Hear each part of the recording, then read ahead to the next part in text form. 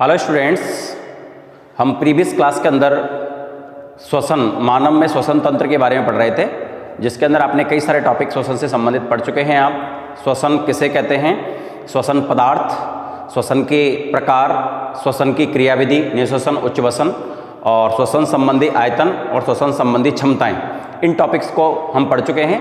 और आज बहुत ही इम्पोर्टेंट टॉपिक बात करेंगे हम कृत्रिम श्वसन के बारे में, आर्टिफिशियल रेस्पिरेशन।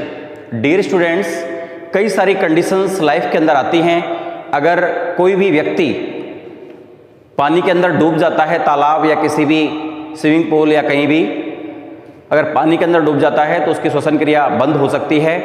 हो सकता है और कई भी एक्सीडेंटल केसेस के अंदर श्वसन क्रिया बंद हो सकती है।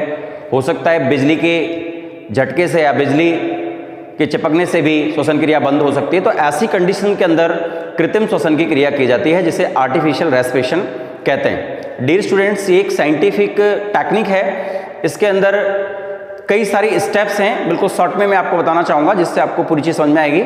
इसमें जो रोगी व्यक्ति है उसको सीधा लेटा लेते हैं और अपना जो एक हाथ है उसको उसके माथे पर रखते हैं और दूसरा हाथ उसकी गर्दन के नीचे रखते हैं। और गर्दन के नीचे रखने वाले हाथ को हम थोड़ा ऊंचा उठा के रखते हैं, जिससे गर्दन सीधी हो जाती है, थोड़ी ऊंची उठ जाती है और जो जीभ है वो गले से हट जाती है, थोड़ा सा जहाँ से चिपकी रहती है वहाँ से थोड़ी गैप हो जाता है उसके अंदर, और जिससे श्वसन क्रिया उसकी स्टार्ट हो सके या श्वसन जो नलिका है वो खुल सके। जो माथे पे रखा हुआ हाथ है उससे हम उसकी नाक को बंद करेंगे और फिर अपने मुख को उसके मुख से इस प्रकार से सटा के रखेंगे हम लोग, जिससे वायु अवकाश ना रहे, अर्थात वायु रोधी हो जाए, कोई भी स्पेस ना बचे। और फिर हम 1 मिनट के अंदर लगभग 12 बार ज्वारीय आयतन से दुगने दाब से श्वसन क्रिया करते हैं। यानी 12 बार 1 मिनट में हम श्वास देते हैं उसको तेजी से, और उसके बाद हम उसके नाक को और मुंह को छोड़ देते हैं खुला और देखते हैं कि क्या इसमें उच्च वसन की क्रिया हो रही है। डियर स्टूडेंट्स, हो सकता है उसमें तुरंत उच्च वसन की क्रिया ऐसा करने से उसमें उच्च वसन की क्रिया स्टार्ट हो जाती है, यानी उसमें जो रेस्पिरेशन सिस्टम है या श्वसन की क्रिया है वो चालू हो जाती है। ऐसा करने से हम किसी को या किसी भी रोगी को पुनर्जीवन दे सकते हैं। एक बार मैं बताना चाहूँगा, सबसे पहले रोगी को सीधा, दोबारा से रिवाइज कराना चाहूँगा। सबसे पहले रोगी को सीधा लेटाते हैं और एक हाथ माथे पर तथा दूसरा हाथ गर्दन के नीचे लगाकर गर्दन को इस प्रकार ऊंचा रखते हैं ताकि गर्दन खिंच जाए व जीभ गले के पिछले भाग से थोड़ी अलग हो जाए, जिससे श्वास नली थोड़ी खुलती है। माथे पर रखे हाथ से रोगी की नाक बंद करते हैं और अपना मुख रोगी के मुख पर इस प्रकार से रखते हैं कि वायु अवकाश ना रहे। रोगी के मुख में 1 मिनट में लगभग 12 बार ज्वारीय आयतन से दुगनी हवा भरें और रोगी के मुख व नाक को खुला छोड़ते हुए उच्च वसन की जांच करें, क्या उसमें उच्च वसन की क्रिया हो रही है। ऐसा करने से किसी को भी पुनर्जीवन मिल सकता है। तो डियर स्टूडेंट्स, ये है कृत्रिम श्वसन या आर्टिफिशियल रेस्पिरेशन टेक्निक। वर्तमान समय में अनेक ऐसे इक्विपमेंट भी हैं, ऐसे अनेक यंत्र को विकसित कर लिया गया है जिनके माध्यम से भी हम कृत्रिम श्वसन की क्रिया कर सकते हैं। लेकिन ये उन स्थानों के लिए है, हो सकता है आप किसी फ्रेंड्स के साथ या बच्चों के साथ घूमने जा रहे हैं, वहाँ पे ये घटना होती है, तो वहाँ कृत्रिम श्वसन यंत्र अवेलेबल नहीं हो सकता एट ए टाइम। तो कहीं ना कहीं मुख से मुख विधि एक बहुत ही कारगर और इम्पोर्टेंट वैज्ञानिक विधि है, जिससे हम किसी भी रोगी को कृत्रिम रूप से श्वसन की क्रिया को स्टार्ट कर सकते हैं। नेक्स्ट हम बात करेंगे, नेक्स्ट एंड लास्ट टॉपिक है इस चैप्टर का, वो है रोग। कई सारे डिजीज हैं जो रेस्पिरेशन से संबंधित हैं और कॉमन डिजीज हैं ये। पहला है दमा या अस्थमा। इसमें सांस लेने में प्रॉब्लम आती है।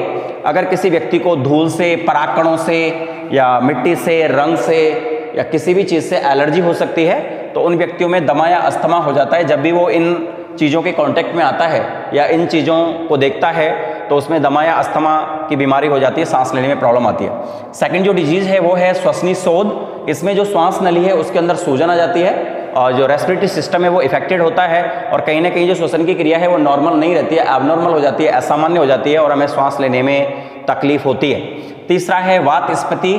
इसके अंदर भी हमें सांस लेने में काफ़ी दिक्कतें होती हैं। धुआं वगैरह या जब भी इस तरह की कंडीशंस क्रिएट ज़्यादा होती हैं, जो लोग स्मोकिंग ज़्यादा करते हैं, तो वहाँ पर वात स्फीति जैसी समस्या बन सकती है। निमोनिया ये कॉमन डिजीज़ है, बच्चों के अंदर बहुत ज़्यादा होता है। ये एक जीवाणु के इन्फेक्शन के कारण होता है। उस जीवाणु का नाम है स्ट्रेप्टोकोकस न्यूमोनी, ये एक बैक्टीरिया है जो हमारे पूरे रेस्पिरेटरी सिस्टम को, श्वसन तंत्र को इन्फेक्ट करता है। फेफड़ों के अंदर एक तरल पदार्थ बढ़ जाता है जिससे कहीं ना कहीं एक म्यूकस का श्लेष्म का स्रावण होता है गले के अंदर, पूरे श्वसन तंत्र के अंदर, जिससे हमें कहीं ना कहीं सांस लेने में दिक्कत आती है, जुकाम की शिकायत होती है। और नेक्स्ट है कैंसर। ये भी एक भयंकर बीमारी है जो विश्व में तेजी से बढ़ रही है। जो भी व्यक्ति बीड़ी, सिगरेट या इसका उपयोग बहुत ज़्यादा करते हैं तो उसके धुएं से उन्हें कैंसर हो सकता है, गले का कैंसर भी हो सकता है और उनको फेफड़ों का, लंग्स का कैंसर भी हो सकता है। और लास्ट डिजीज पढ़ेंगे डियर स्टूडेंट्स हम सिलिकोसिस या एस्बेस्टोसिस। ये नाम से ही पता लग रहा है, ऐसे लोग, ऐसे व्यक्ति जो खानों के अंदर काम करते हैं, पत्थरों की खानों के अंदर काम करते हैं, उनके फेफड़ों के अंदर श्वसन के माध्यम से धूल के कण चले जाते हैं जो बहुत ही छोटे या सूक्ष्म कण होते हैं और फेफड़ों के अंदर एक भर जाते हैं पूरे के पूरे, और जिससे फेफड़े हैं वो हार्ड हो जाते हैं और पूर्ण रूप से वो संकुचित नहीं हो पाते हैं और कहीं ना कहीं हमें सांस लेने में दिक्कत आती है। इस रोग को हम सिलिकोसिस कहते हैं। और जो व्यक्ति एस्बेस्टो की खानों में काम करते हैं उनमें भी इस तरह की बीमारी होती है, उसको हम एस्बेस्टोसिस कहते हैं। तो डियर स्टूडेंट्स, ये चैप्टर था हमारा मानव में श्वसन तंत्र। एक बार मैं दोबारा सारे टॉपिक्स को क्लियर कराना चाहूँगा। सबसे पहले आपने श्वसन के बारे में पढ़ा, भोजन के ऑक्सीकरण को श्वसन कहते हैं। उसके बाद आपने श्वसन के प्रकार ऑक्सी श्वसन और अनॉक्सी श्वसन के बारे में पढ़ा, O2 की प्रेजेंस में और O2 के एब्सेंट में। श्वसन पदार्थ के बारे में आपने पढ़ा, कार्बोहाइड्रेट, विटामिन, प्रोटीन, मिनरल्स, ये सारे के सारे। और उसके बाद आपने श्वसन की क्रियाविधि, निःश्वसन और उच्छ्वसन दोनों चीज़ों को पढ़ा। और उसके बाद आपने श्वसन से संबंधित आयतन और क्षमताओं के बारे में पढ़ा। और आज की क्लास में एक बहुत ही महत्वपूर्ण टॉपिक आपने आर्टिफिशियल रेस्पिरेशन या कृत्रिम श्वसन एवं श्वसन से संबंधित रोगों के बारे में पढ़ा। नेक्स्ट क्लास के हम नेक्स्ट चैप्टर को स्टार्ट करेंगे और PDF फाइल के अंदर मैंने इस चैप्टर का आपको वर्क सेंड किया है जिसको आप कंप्लीट करें। Thank you so much.